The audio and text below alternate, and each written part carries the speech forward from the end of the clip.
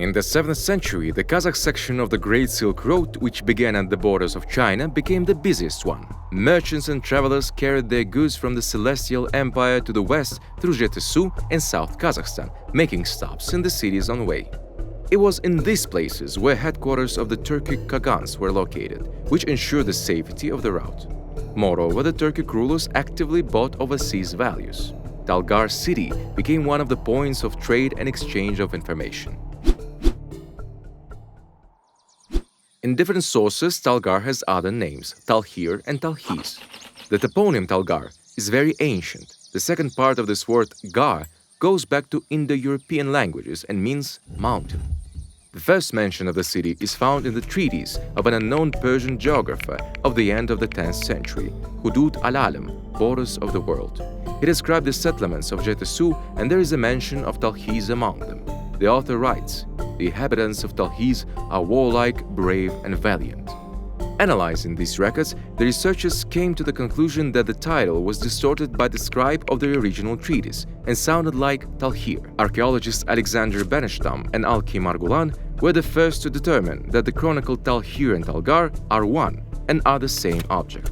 The city is located in the Almaty region, 30 kilometers from Almaty city. Archaeological excavations in Talgar began after the October Revolution by the former inspector of public schools in the Jetesu region, Vladimir Gorodetsky. In the 30s, the research was continued by Alexander Benestam, but the work had to be stopped due to the outbreak of World War II. After the war, archaeological excavations continued. Since 1994, American scientists, as well as researchers from Germany, Japan, and Israel, have taken part in the study of medieval city.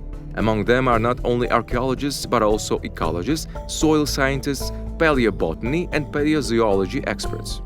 Researchers managed to find out that Talgar arose in the 8th century and quickly became a center of crafts and trade. Talgar, with an area of 30 hectares, consisted of a fortified center and Rabat, a commercial and industrial suburb. Until our time, only the central part of the settlement survives to this day, a citadel measuring 9 hectares, surrounded by fortress walls with the remains of towers along the perimeter. The city was divided into quarters by straight streets. Each block consisted of 12 to 14 major houses connected by small streets. The estates had a characteristic feature, the presence of a residential part, a house, and a yard, the size of which depended on the wealth of the owner. There are yards corrals for livestock in residential buildings, which is a distinctive feature of dwellings in the Ili Valley. The entrance to the farmyard was on the south side and led to the main street, from where it was convenient to drive the animals to watering places and pastures. In the residential quarters, the cold was not particularly felt in winter, because due to the peculiarities of the city's layout and thanks to the narrow streets, the strong wind did not penetrate into the quarter. The streets of Talgar were paved with cobblestones, water was supplied through a water supply from clay pipes, and sewage was discharged into special wells. Many residents preserved nomadic pastoral traditions. During excavations in the courtyards of houses, the foundations of yurts were discovered. The bulk of the population of Talgar was made up of the Turks, Karluks, Jikili, and Yagma. Merchants from Central Asia, Iran, and China also lived in the city. In total, according to the calculations of researchers, the population during the heyday of the city, this is 11th to 13th centuries, was 5,000 to 6,000 people. Craftsmen made up a significant part of the urban population. They strove to open workshops closer to the busiest place of trade. In such a shop, one could buy household utensils made of metal, ceramics, and glass, or one could fix household utensils. Blacksmiths of Talgar were especially famous. They made Damask steel. Weapon-making technology came to the city with merchants who followed the Silk Road. Pottery, bone carving, jewelry, and glassmaking also flourished here. Products were formed both simply by hand and on pottery machines, burned and decorated with ornaments. The main colors chosen by the artists were brown and dark yellow. Many residents of Talgar were literate and knew the Arabic and ancient Turkic writing. This can be judged by the inscriptions left on the ceramics. More often than ceramics, archaeologists find locks, needles, knives, and coins. A lot of keys, nails, and horseshoes were found. Talgar is one of the places in Central Asia where medieval iron is best preserved. Luxury goods also entered the city along the Great Silk Road.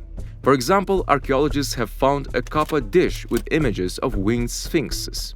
This and similar items came to Talgar from Central Asia, Iran, and Western Asia. For trade, many coins were required. Silver and copper money, which were in commercial circulation, were minted in the mints of other cities of Central Asia. Talgarians also played chess, as evidenced by bone and clay figures found during excavations, similar to modern pawns and large figures decorated with carved ornaments. In the 10th century, the inhabitants of Talgar began to profess Islam, but shamanic traditions were still preserved in everyday life. The city was also inhabited by Buddhists and Nestorian Christians. The city began to decline in the 13th-14th centuries due to the internecine struggle of the Mongol Huns and constant wars. During these armed conflicts, the irrigation system was destroyed, farmland was trampled, and international trade was hampered. The townspeople were forced to move to other areas or return to a nomadic lifestyle. So gradually Talgar became empty and turned into a small village. Residents engaged in agriculture and cattle breeding continued to live here. Travelers who visited this region in the 19th century and Shokan Walekhanov, who traveled here in 1854, wrote about these villages and Kazakh farmers. In 2014, the city of Talgar was included in the UNESCO World Heritage List as one of the Kazakhstani components of the Chang'an-Tianshan corridor of the Great Silk Road and is under state protection.